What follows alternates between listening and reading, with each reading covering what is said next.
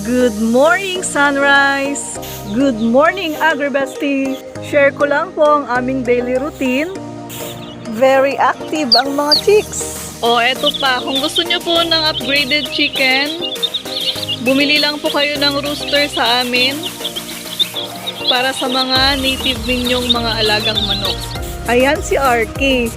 Nagwawalis sa umaga bago umalis. Good job. And ako naman, kapag after ng pakain, so maglilinis naman ako ngayon ng mga tubigan nila, ganyan po namin sila inaalagaan. Excellent! Wow! Thanks to Papa, kumuha siya ng mga mais, dahon ng mais kahapon.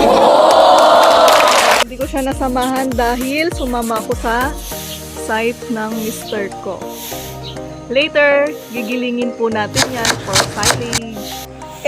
Walis-walis sa garahe! Ayan naman si Mama, magpapakain siya ng Mama Pig. Healthy pig. Ito na po yung resulta ng ating pagdadalawsing. So, para matanggal yung mga termites, kuto-kuto, kailangan natin silang paliguan. At para ma-refresh din sila. At isa pa is, tingnan nyo, pansinin nyo ang kanilang mga feathers. Mas gumanda pa. Wow! Red na red. Wow! Ayan. Sa mga nagtatanong po kung magbebenta po kami ng pullets, pasensya na po dahil paiitlogin po namin sila. Ayan. Gusto ko po kasing mamulot ng pera araw-araw eh. Sana all. Sila all. Wow, Nurin, yan ang aming rooster. Breakfast is real. At aalis na nga po si Mr.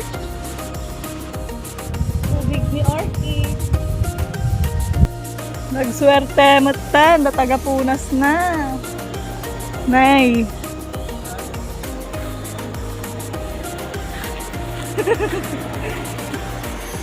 Nay. Benta lang. Oras ka gawin. Gahan